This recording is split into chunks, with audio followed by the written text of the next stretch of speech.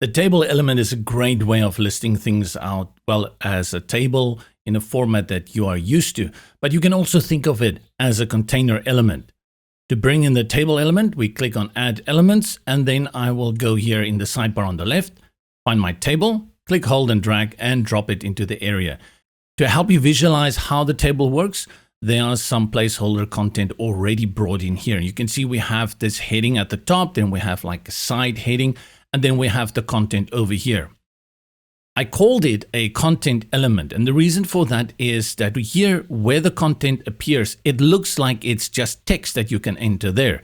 But you'd be wrong. You can bring in any of these elements. If I want to bring in a button, look at that, I can bring in a button. I can bring in a line. I can bring in more text.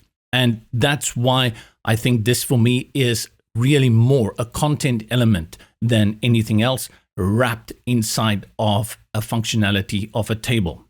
Let's just keep working with the default as it came in and explore the options that you have here.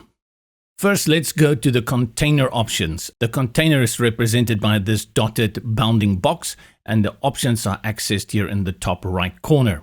You have your delete, you have duplicate, and under settings, you have padding and margins. Next to that, you have color, and this is going to apply to the content.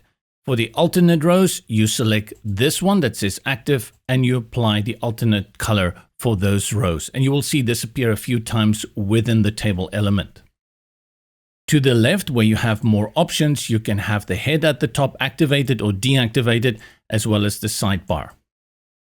Rows are determined here.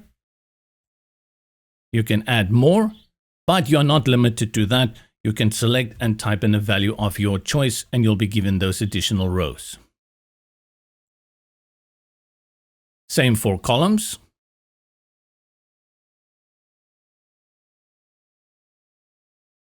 The width is how this table is spaced within its bounding box. Preferably leave it at 100%. To interact with the rest of the content within this table, you just select those areas. If we go to the head tabs, you select, and you will see that you can add icons on a column by column basis. You can set it to the left, to the right, and change the size. Typography the same, and then you can style out the color at the top again. Under settings, you have padding. This padding applies only to the header. To change the naming of the labels in the heading, it's simple, just select and type in the text. The same goes for the sidebar. You will see when I select it, very similar to the header, we have the icon that you can change on a line by line basis. You can set your typography, which will apply to all, and then you have the color. Again, you can set it as a uniform color, and then you have the option for alternatives.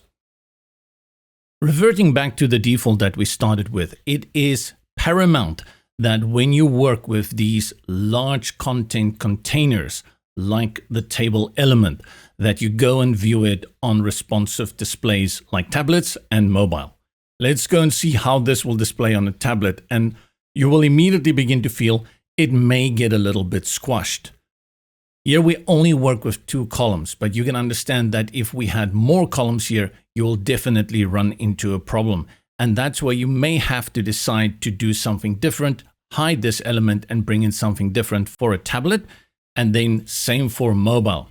On the mobile, once it does get squashed, you see that we have the scrolling bar at the bottom, which we can move and we can access the rest of the information. So if you really need a big table with lots of content, not all is lost, you will have the scroll function.